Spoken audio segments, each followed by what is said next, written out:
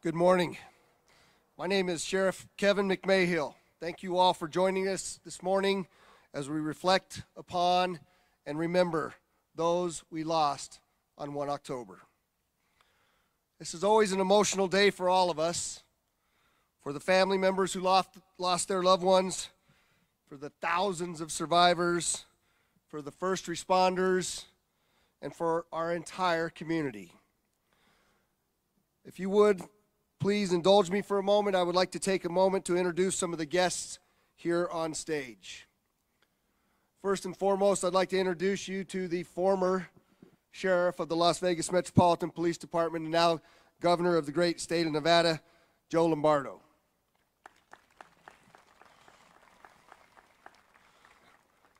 And the first lady of the state of Nevada is hiding out here in the audience, but Donna Lombardo as well. Welcome. Also, the chairman of the Clark County Commission, Commissioner Jim Gibson. Commissioner Marilyn Kirkpatrick. Commissioner Tick Sigerbloom. Commissioner Michael Naft.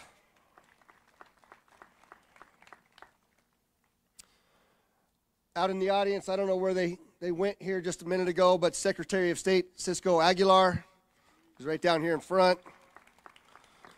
The Assistant Special Agent in charge of the FBI, Ray Johnson, I think he's hiding over there. The U.S. Marshal for the state of Nevada, Gary Schofield.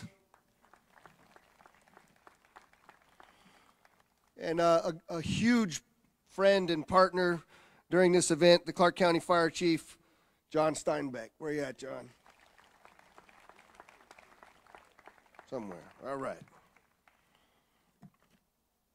If you would, please stand if you are able for the presentation of the colors from the Southern Nevada Multi-Agency Honor Guard. In my opinion, the best honor guard in the country, followed by the national anthem performed by these beautiful young folks in front of me, the Academy Singers. Honor Guard.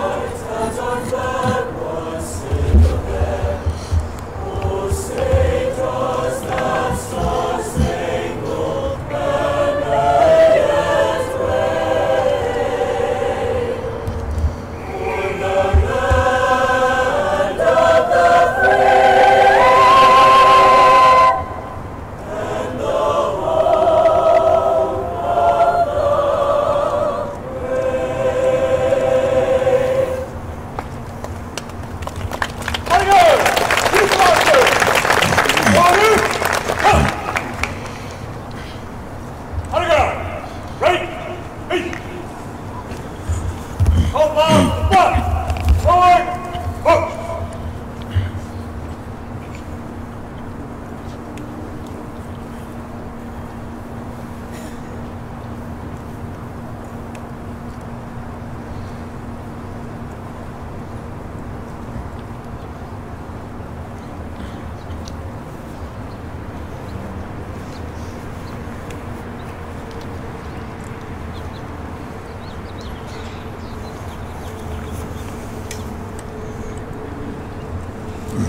Thank you, Honor Guard. Please remain standing for the invocation from our chaplain, Dean Sanner. Dean.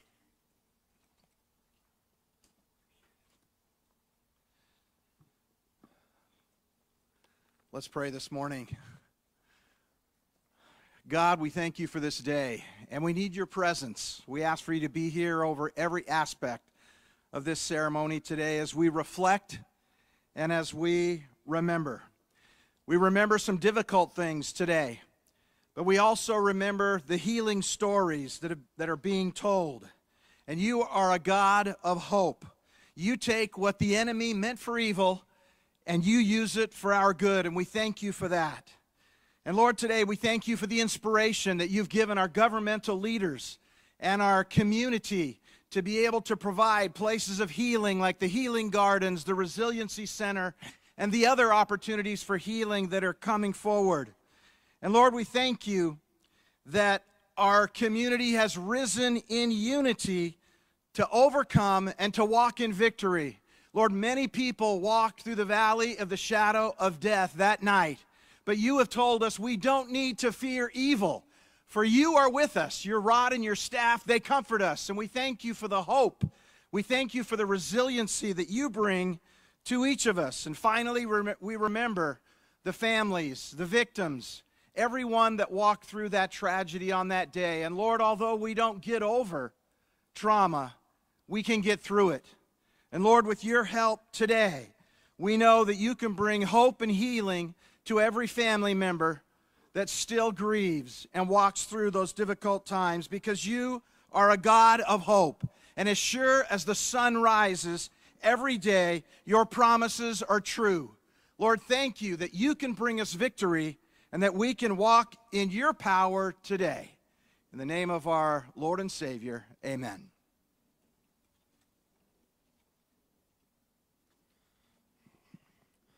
Thank you, Chaplain. It's a powerful prayer. Please take your seats.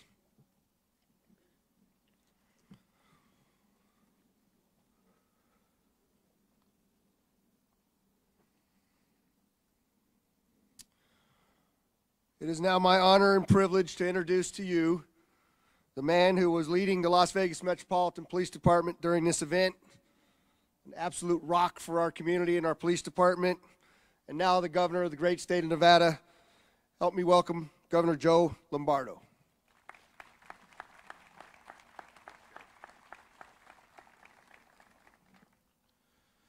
Before we proceed, I think it's a little weird to give a chaplain a round of applause, but if you saw he was in the wheelchair here, I think it's probably a good idea to give him a round of applause for that sermon. Well, good morning, everyone. 1 October, the senseless tragedy that took innocent souls, upended our lives, and devastated our community. As each year goes by, it doesn't get any easier to grieve the lives we lost. While it doesn't get any easier, we can take solace in the continuing strength and resiliency of the Vegas Strong community. In our time of greatest need, our community came together to grieve, mourn, and heal together. Now, 6 years since 1 October, I continue to be deeply touched and moved by the response of our community, LVMPD, and the strength of our friends and family. Today, in continuing our commitment to the Vegas Strong, we pause to honor the souls we lost. It is my fervent hope that today and every day forward, we will continue to carry the memory and legacy of those we lost in our hearts. May their memory always be a blessing And thank you, thank you, thank you for being here today. Your presence and your support are irreplaceable. Thank you.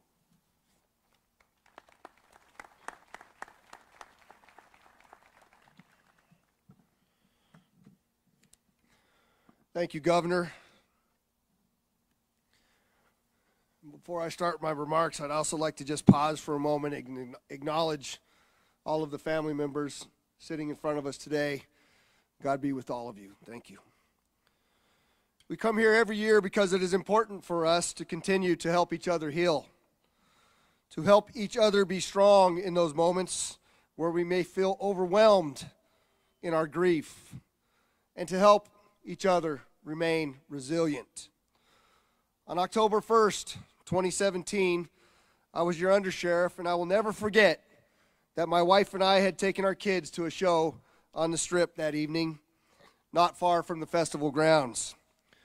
We had just gotten home when the first calls of the shooting came in. I called now Governor Lombardo. We decided where each of us was going to go, and I rushed immediately to the command post. My wife, who also worked for the department at the time, went to the headquarters, and we, like all the other first responders, began the never-ending work of quelling the violence and beginning to try to take care of our victims and survivors. That night forever changed us all. It was like living a nightmare, and it left many with scars, both emotional and physical. Metro, as an agency, has changed. We lost an officer that night, Charleston Hartfield, who was there to enjoy the concert with his wife. Many of our officers were working the concert, who rushed into danger, and today are still dealing with their own scars. So all of my call takers and dispatchers who answered thousands of calls for help that night. But we as an agency learn lessons out of tragedy to help keep our community and all who visit our city safer in the future. We built the Joint Emergency Training Institute so that police, fire, and medical can train together in ways that we never have before, with the ultimate goal to save lives. And we, as a community, learned how important it was to lean on each other, friends and strangers, to begin the healing process and to become Vegas strong. 6 years later, we cannot forget those moments of resilience in the face of unspeakable tragedy. I want you to remember how we looked out for each other, how we helped each other. We lifted each other up through the darkest of times. That is what remains with me to this day, the love of our community. Every year we gather to remember, and in the coming years, the permanent 1 October memorial will be built to make sure the world remembers this as well. There's a number of folks that served on that committee that are sitting out here that ended up with the final design that went through a lot of trial to get this right. Would you all please stand and be recognized?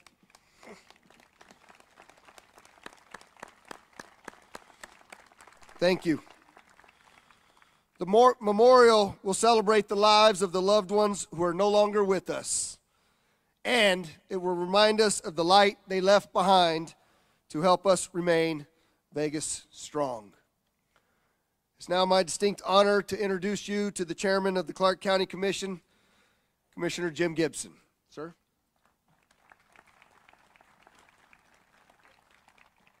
Thank you, Sheriff McMahill. 6 years ago,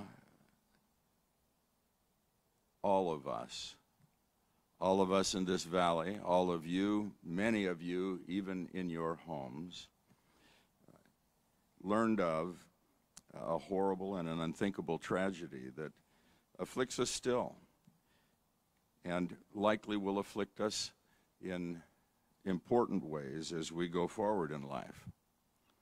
We're here to support one another as we grieve over the losses suffered that night and over time as the reality of it all set in on us. But we're also here to celebrate the lives of those who were lost and to remember them. We came together and we come together each year and have up to this point done this annually to let those who were injured both physically and emotionally know that we support them too as they navigate that night's trauma and put their lives back together. A piece of each one of us was lost that night. We're here to thank the first responders and countless others who stepped forward and took on the shield of a first responder to provide support, strength, and safety to others. And it's tough to suffer through a loss like the one we experienced. With each passing year, we tend to lose a little more because our memories dim. We need to fight that tendency because the folks who were lost live on in our hearts, and the things that were lost live there also. It's a natural evolution of things, but it's important for us to remember that we can never forget what happened because of the incredible lessons that we learned that changed the community forever. We came together, as has been mentioned, as a single community. We brought light to places that were dark, comfort where there was affliction.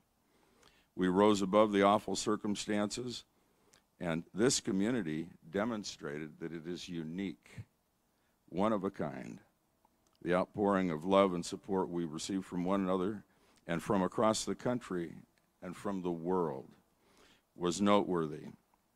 The strength was here first, and it spread across the entire world. It is something that we're proud of. It's something that we still reach for and are nurtured by. It's important for us to remember what we saw and how we responded, because we each can model the example of love and support that we've seen and felt from others. And we can bring the blessings of association with one another with compassion and love and strength now and on into the future. And it isn't only that event. There are things that would tend to divide us. And we've developed the capacity to know we don't need to yield to the influence that would divide us.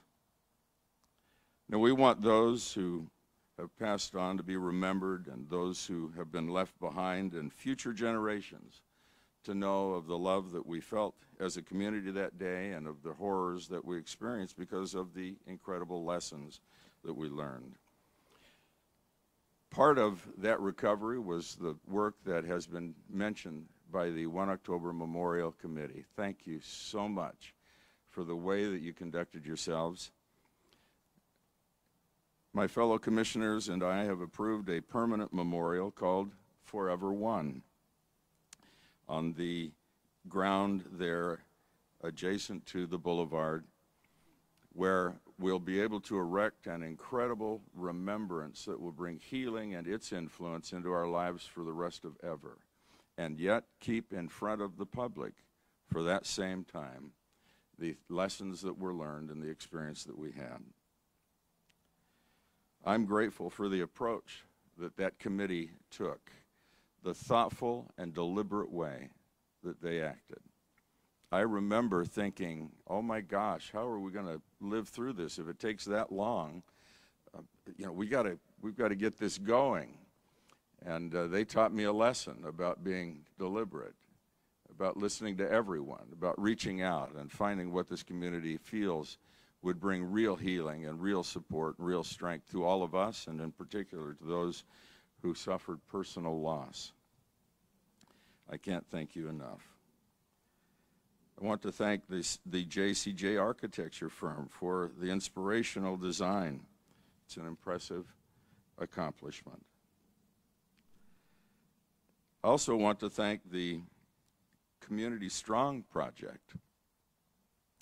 3 women, Connie Long, Shauna Bartlett, and Brandy Lewis, and I have to say, and their husbands in all likelihood, raised for us $85,000 toward the construction, the design, and the work on that memorial. And Commissioner Kirkpatrick worked with those ladies and others to produce a festival here that actually took place here last year and helped them and us raise that money. Thank you so much. There will be more available on their website as we get into a fundraising effort over the next couple of years.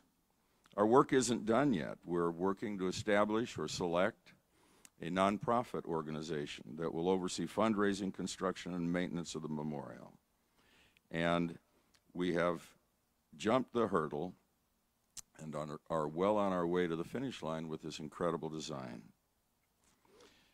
I want to encourage you to go into the Rotunda Gallery to my right. The exhibit there has a model, storyboards, and information about the Forever One Memorial, as well as a selection of creative expressions that were submitted to the 1 October Memorial Committee as a part of its process for gathering ideas from the public for the memorial.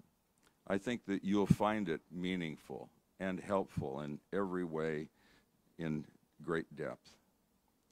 So this is a day when we come together and we celebrate our love for one another and for those who suffer and those who have suffered and been lost. We celebrate the strength that we are as a community, and we celebrate a future that is bright, that if influenced by the things that we've learned, can make this community even stronger than we ever imagined, and we will need that as we go forward. Thank you so very much for joining us today.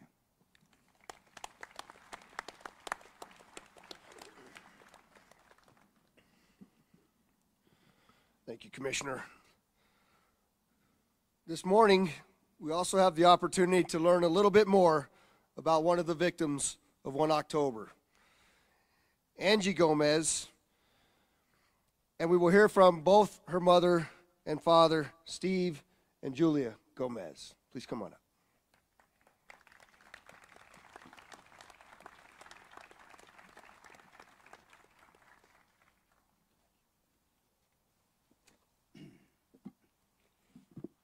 Well, good morning, all. Before we get started, I just want to let you know it's always nice to talk to a crowd where the podium is shorter than I am. So for those of you in the back, we are standing up if you can't see us. But no, we hope you are doing well these days. Again, my name is Steve Gomez. This is my lovely wife, Julie. And on behalf of the Gomez family, we would like to thank the city of Las Vegas, Clark County, for continuing to hold these sunrise services each year on the 1st of October to honor and reflect on the lives of the 58 amazing souls that were taken from us that day. I would also like to thank Eric Papa for inviting us to join in the celebration today and just be here and share our story about our daughter, our baby girl, our angel. We do believe that you will all agree with us that what happened on this day changed the lives of many people, including ours. We became members of a club that we didn't volunteer for. We became a statistic in American history. Although we are here at the 6th year anniversary, I can tell you that the pain is just as strong today as it was back then. And we know that we will never get over this. However, we will get through it together. Julie and I believe that things happen for a reason. We met in 1995, and we knew at that time it was meant to be. We each brought in 2 kids to the marriage. Julie had a son and a daughter, Chad and Tawny. I had a son and daughter, Jeremy and Tony. Thus, we have our blended family of 6. In the early years of our marriage, while Julie was sure she wanted another child, I wasn't so sure. I was far from it. Our son asked Julie, "Mom, why do you want another kid? We have 4. Isn't that enough?" So we left it up to God to decide whether we would be blessed with another child. And so it was. On December 26, 1996, we were blessed with the birth of our angel, Angela Christine. Christ angel, as she was born the day after Christmas. I must admit, we've been lucky and blessed to have raised 5 amazing young kids who are successful. They live on their own. They're with them showing kindness and compassion to others. Since day one, when we got together, our kids never thought of themselves as half brothers, half sisters, stepbrothers, stepsisters. They considered themselves as brothers and sisters, as Mom and Dad did. That day, on December 26th, 1996, was one of the best days of our lives. Angela was the Christmas bow that kept our family together. However, that bow is now missing, but we are still together. Besides being born as a special baby, she was a short, round bundle of joy, weighing 8 pounds, 6.5 ounces, 19 inches. And I'll tell you, for having 2 short parents, that girl was big. The first nurse, the nurse that came in this year first says, "Oh, what a cute little big baby." In fact, she had loads of rings of fat. Well, I can say you can literally hide quarters in her rolls. You know, most kids in our neighborhood have piggy banks to store their change. Our kids had Angela. So, she was a delightful, calm child from the beginning throughout her whole life. She was special. She just knew how to do things right. We knew she had a good sense of humor. At such a young age, she had a really good sense of humor. One of her teachers at her nursery school invited her to be in her wedding at the age of 4, to be her flower girl. So as we're all sitting at the wedding, Angela walks down the aisle. She's at the altar with all the bridal team, and she turns around and looks to see if she can find us. She looks around the entire church and spots us. She then has a big ear-to-ear smile, which tells us she's going to do something. So she gets her bouquet of lavender flowers, puts it on top of her head, turns around and smiles and looks at us, hoping we would laugh. Well, we did laugh, as the whole church did laugh. So that was her sense of humor. Just, it can be on at any time.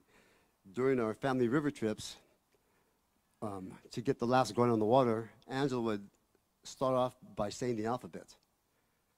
However, she wouldn't say it. She would burp it, A to Z, in one single breath. And that was talent. Now, I admit that's not the most best behavior for a woman to do, and I take full responsibility for allowing that, but only on the river. That was our family thing. And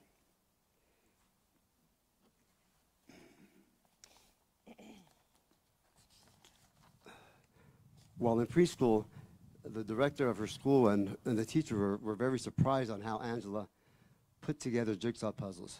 Most of us start around the edges. We start and go in. Angela would start in the center of the puzzle and work her way out to the edges, and that's how she did it. She always did things in 3 steps or 3 phases. First time would be to do it. The second would be to remember it, and just remember it piece by piece. Third time would be to complete it as fast as she can without putting the piece in the wrong spot. She also did this with all the TV shows and movies she watched.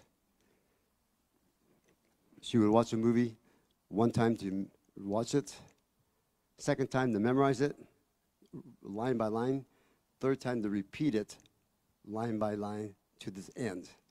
There was times when we were watching a movie as a family, we'd end up watching Angela instead of the TV, because she was saying everything before the TV was.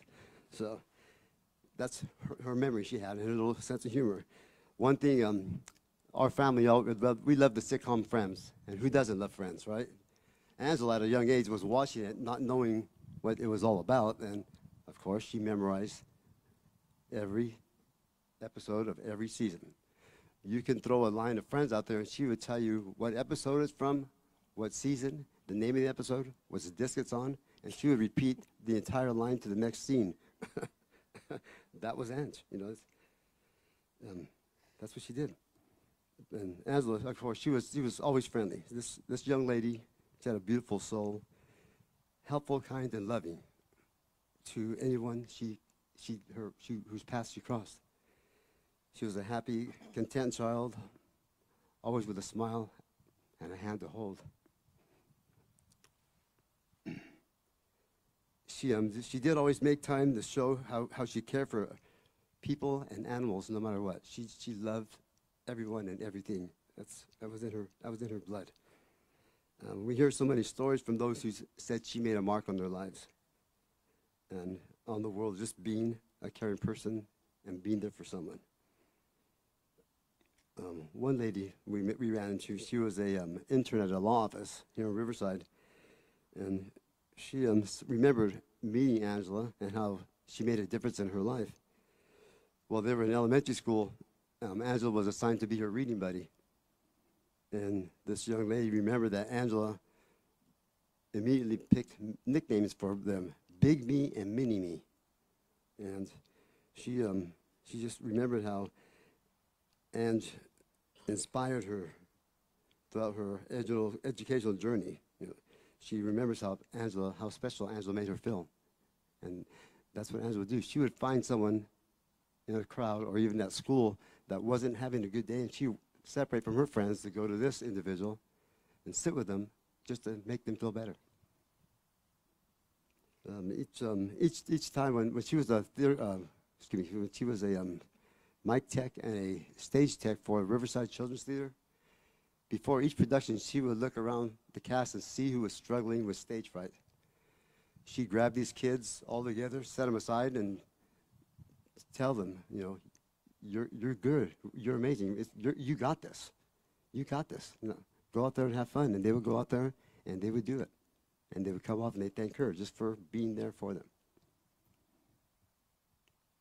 And also Angela, she also studied and learned dancing at the dance studios in Riverside, whereby she did 11 performances for Riverside Children's Theater.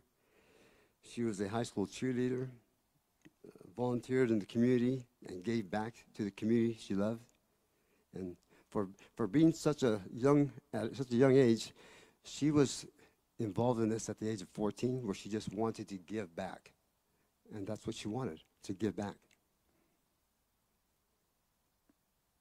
She didn't waste any time after graduating from high school. She jumped right into summer school, fall classes, spring, and that was her first year in college. She also took an additional class to obtain her certified nursing certificate. She wanted to be a registered nurse at a children's hospital where she can help children with life-threatening illnesses.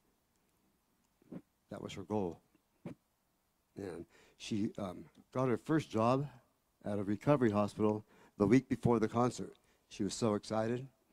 She worked there for 4 days. And unfortunately, she never got to see her first check. You know, we cashed it. We didn't keep it, we cashed it, we gave it away.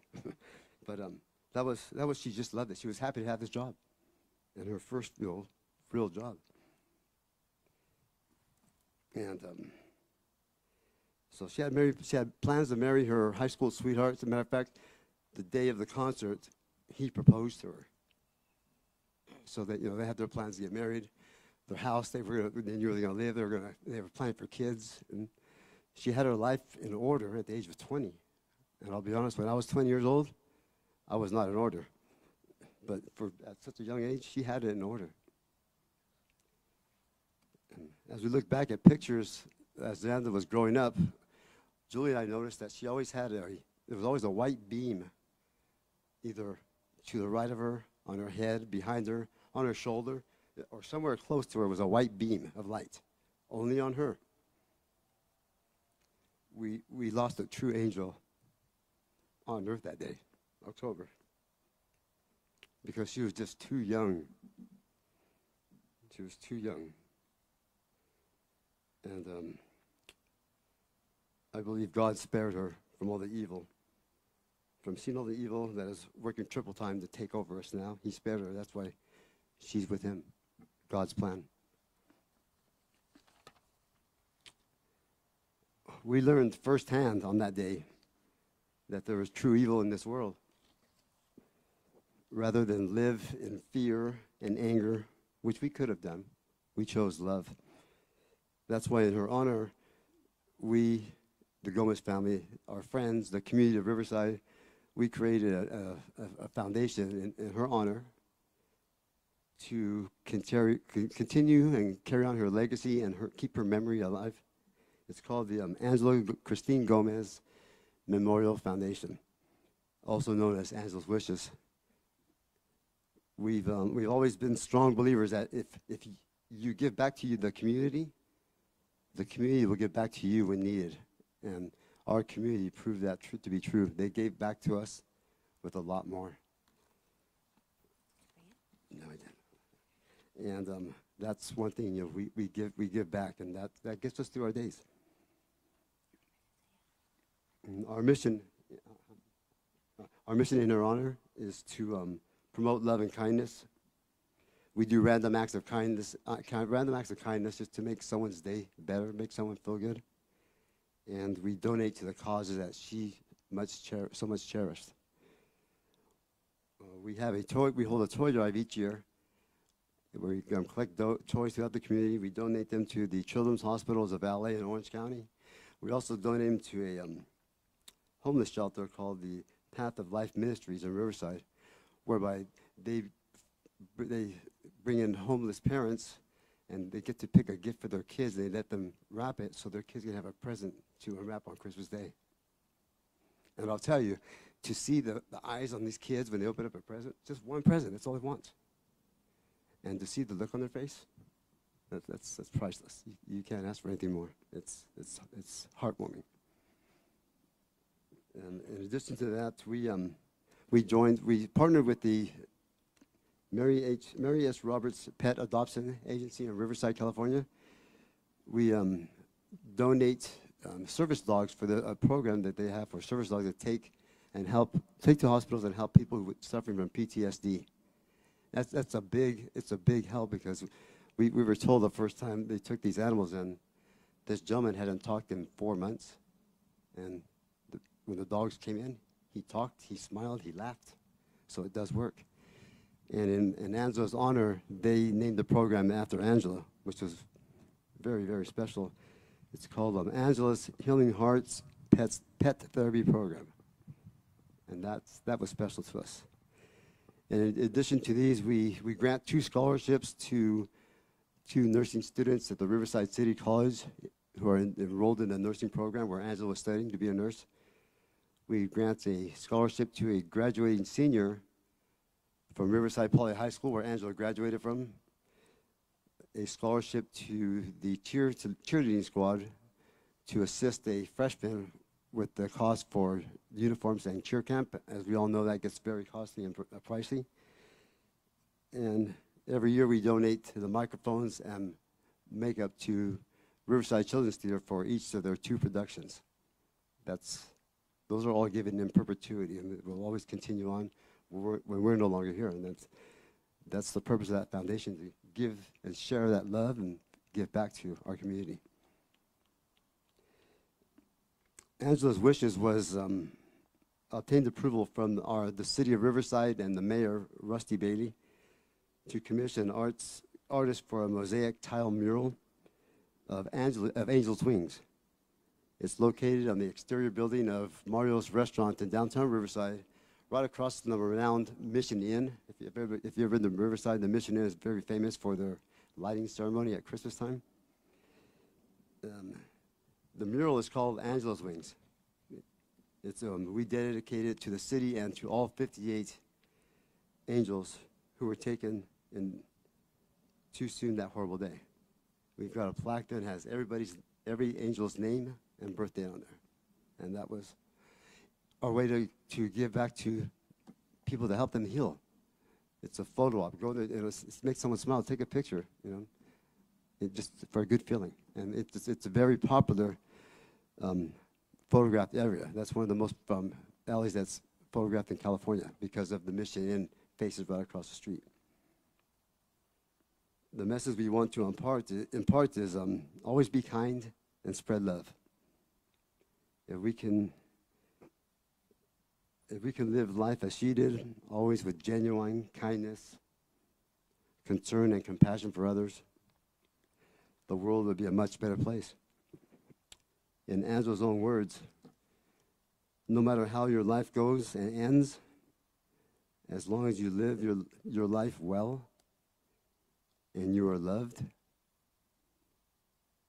and you loved in return, you will always have peace with that. You should always live like each day is your last. Angela knew she was loved. She knows she's still loved. She gave all that love back and more. Her philosophy on life at such a young age was live and let live, love and let love. And Mija, we know you are in a much better place. We know you are good. And we will see you soon, sooner than later. I'm going to now turn this over to my amazing wife, Julie, here, and she'll say a few things. Thank you. Oh, man. I wish you would talk that slow at home, because usually at home you talk so fast I can't understand anything. So Steve said we will see you again soon. We will see you again, baby. We believe that. Of course, if you agree with this as well, or if it is your belief that this is the only life we have and that's it, one thing is for sure. At least 60 million people have had an ADC, or an after-death communication experience. They say their departed loved one appears to them in their dreams, or they can feel their touch, or they may smell the scent of their cologne or perfume, or sometimes little tricks will get played, like lights will flicker and a picture will fall off the shelf. Some people say the radio stations change, and then they hear their favorite song. Many times their departed loved one is playing tricks on them to remind them of the fun times. But studies have been done, and some researchers have concluded, in many cases, the message being sent is offering love, comfort, and reassurance to the living that they're okay, and that those left behind need to move forward in their life. Yes, we need to live. There's some people here today that may remember in the beginning, very shortly after that horrible day, there was a message going through on the Facebook survivor page, and it was somebody trying to get a hold of our family. This woman reached out to the Route 91 survivors community, excuse me, because she said she was asleep and somebody came to her in her dream. So she woke up to Angie sitting next to her on her bed. And she said, "Oh my gosh, you can see me?" And the young lady said, "Yes, I can see you." And she said, "Oh, could you please tell my family that I'm okay and I love them?" And she said her name was Angie. So the young lady, she searched, on the internet, and she looked up all the people that had passed away. And she saw Angie's picture. She said Angela Gomez, and she said, "Oh my God, that was her." So we got sent this message because, excuse me,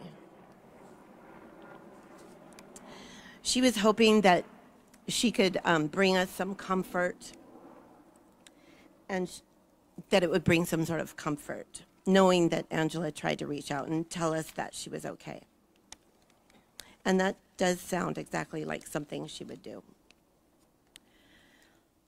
Sometimes the departed loved one may send symbols like a butterfly or a bird, rainbow, something like that, flowers, imagery associated with love and happiness. And for me personally, it's hummingbirds. And it's not just a hummingbird that comes in our yard, man. This hummingbird, like, sometimes flies right in my face. But, one time I kind of talked to it, and I said, "Oh, hey, little birdie. You're so cute. You're so little." And then it's just like looking at me, and I'm like, "Is that you, Ange?"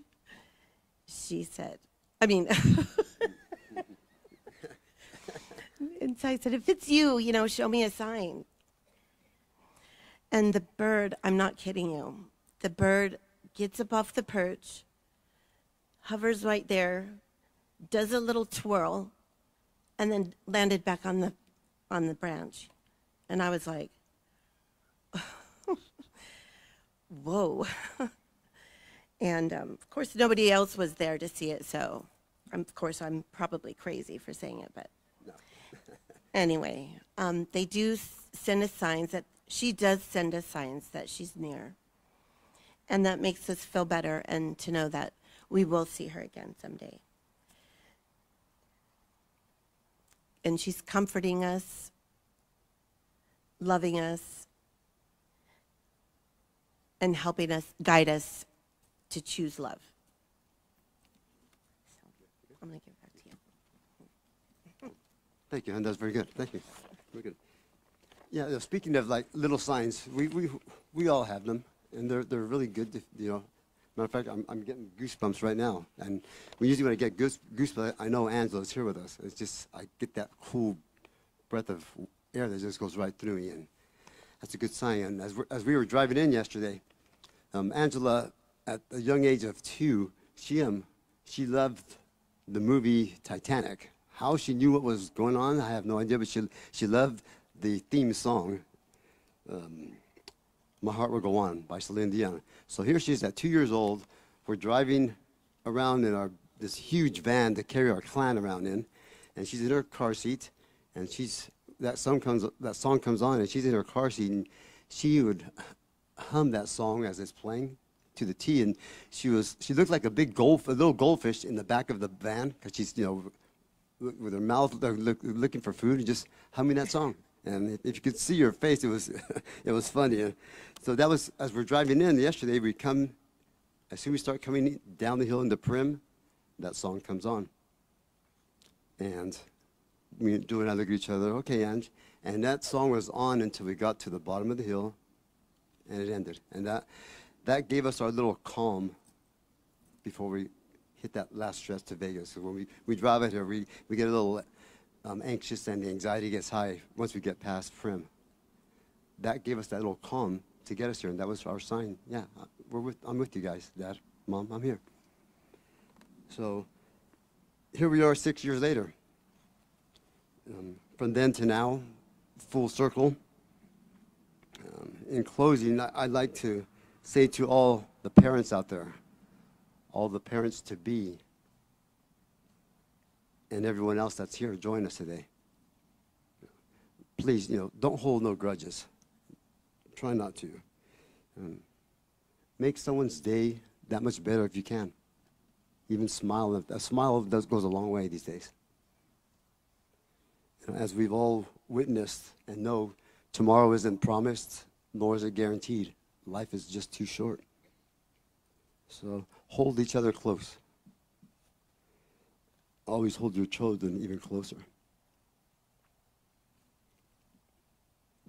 Remind them, your children, that's how important they are to the family, to your world, our world. And always, always let them know how much you love them. That's important to kids, to know that they are loved. We would, again, like to thank all of you for your time here today, for your support, and the love that we've received over the last 6 years. It's amazing. There was a lot of love, and there still is a lot of love out here. And we want to thank all of you for that, because that makes us get through our days easier. It makes the day easier. So again, thank you. And there is a lot of love out there. Give it, share it. You have a great day and have a blessed day today. Thank you.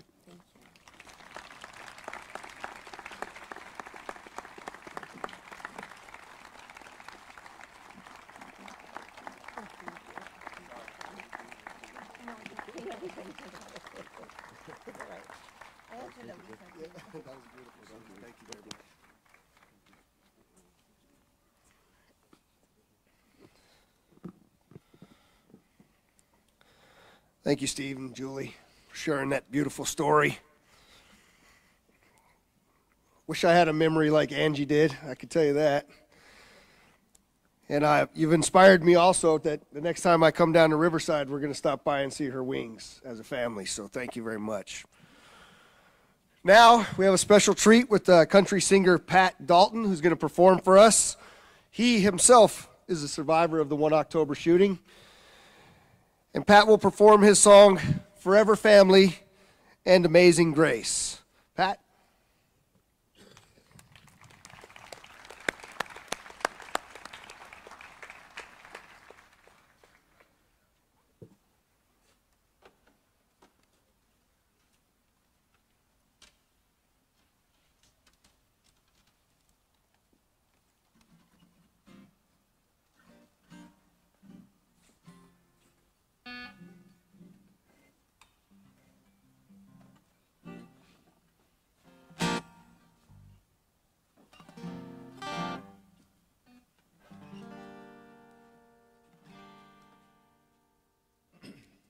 Let me thank all the families and all my fellow survivors. I see you all the time every year, and a lot of you much more, but thank you so much, and I'm so honored to be a part of the Route 91 family.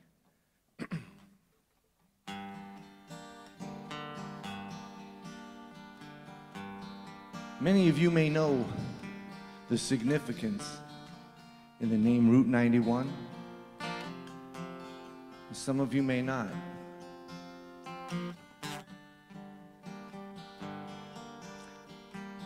Route 91 ran from Long Beach, California to Canada. Went right through the California desert, straight down the Las Vegas Strip, Arizona, Utah, Idaho, up to Montana, straight into Canada. Well, Route 91 still exists, but it's been renamed. And today we all know Route 91 as Interstate 15, the lost highway between here and LA. October night, harvest moon, we all came to sing, we all came to play, we all came together that day. You can move on and you can change the name, you can change the time and you can change the place,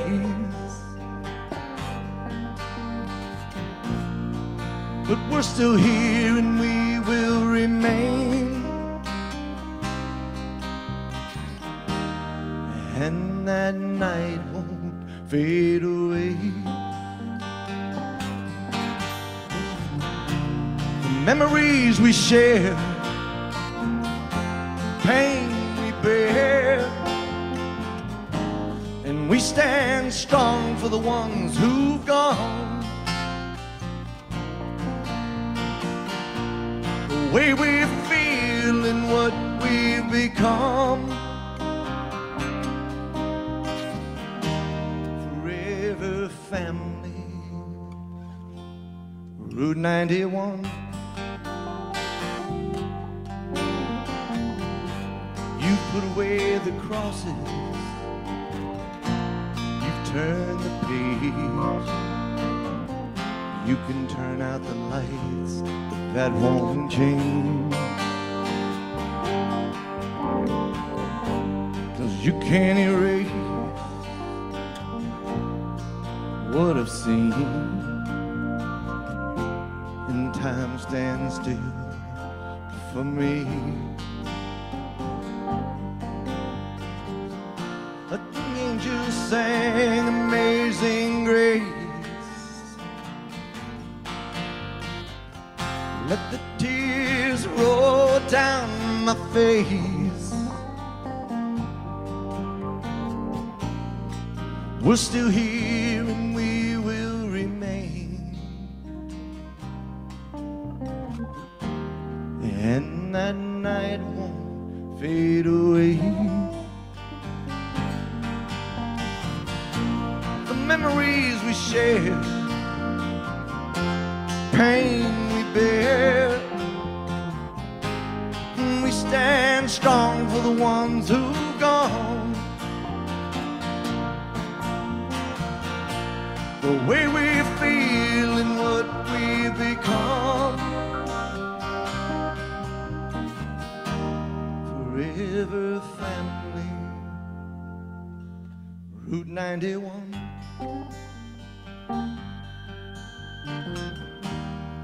Forever family, Route 91.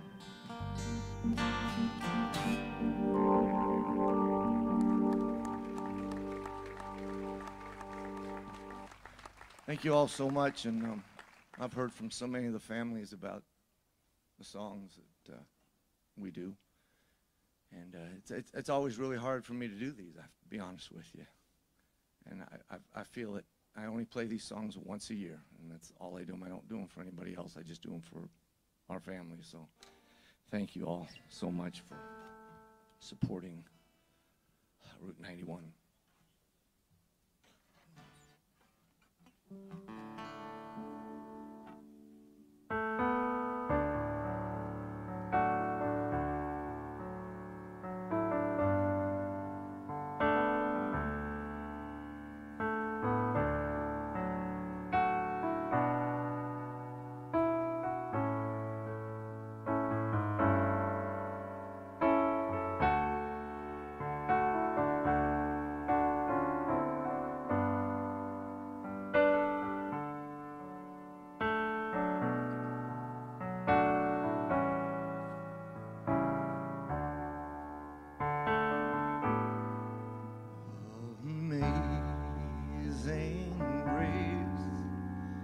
How sweet the sound that saved a wretch like me.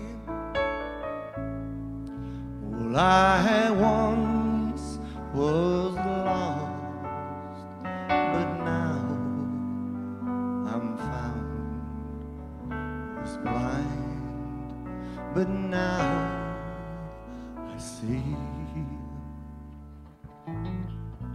'Twas grace that taught my heart to fear, and grace my fears relieved. How precious then that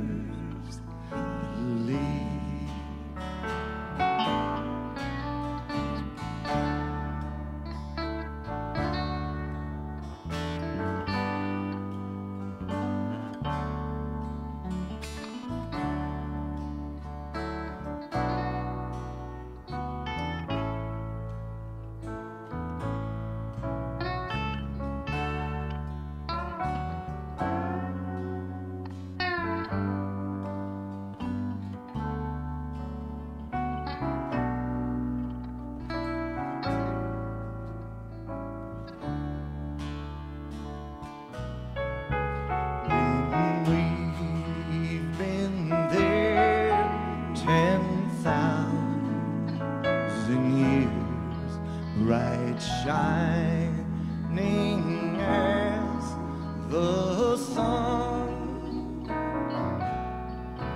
We've no less days to sing God's praise, and when we first begun.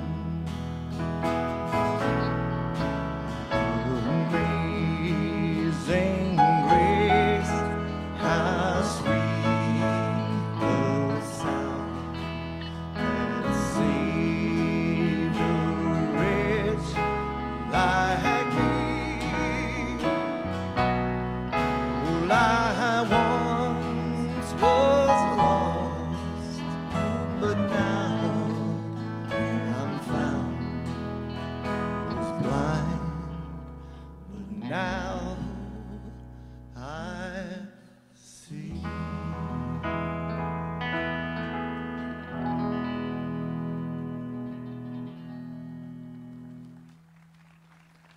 Thank you, Route 91.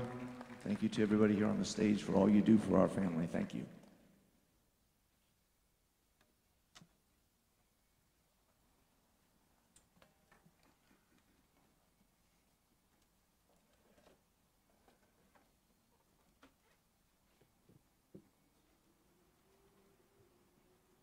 Bodyguard! Uniform officers! On 10! Present! Up!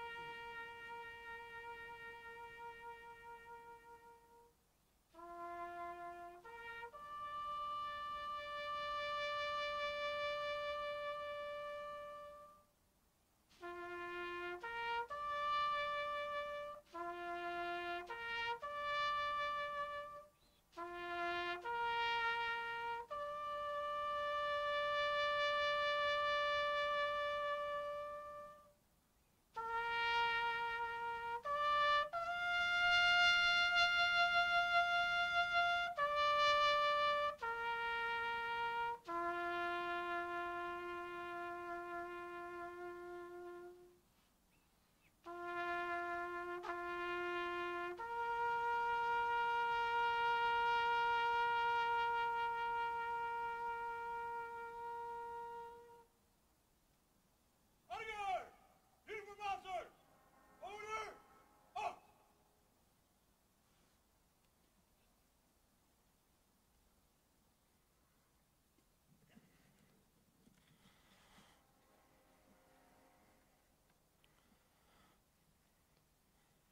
Sergeant Todd, would you please dismiss the honor guard?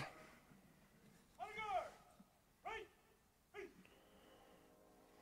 All follow the front! Stand by!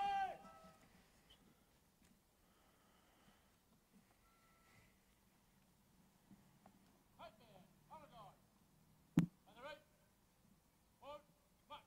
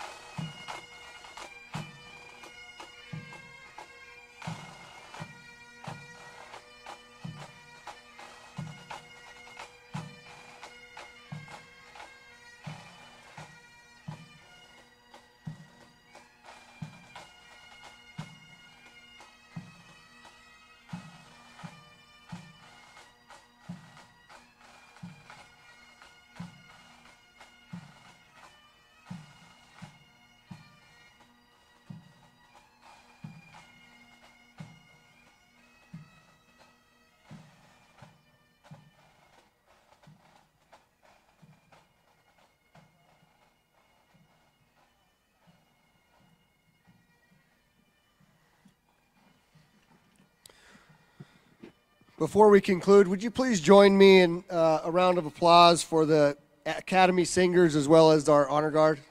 Thank you very much. You were fantastic. I would like to thank everybody for coming this morning. As the Commissioner Gibson mentioned, please join us in the Rotunda Gallery where you can view the design of the permanent memorial that has been selected to honor the victims and survivors of 1 October. God be with you all. Thank you.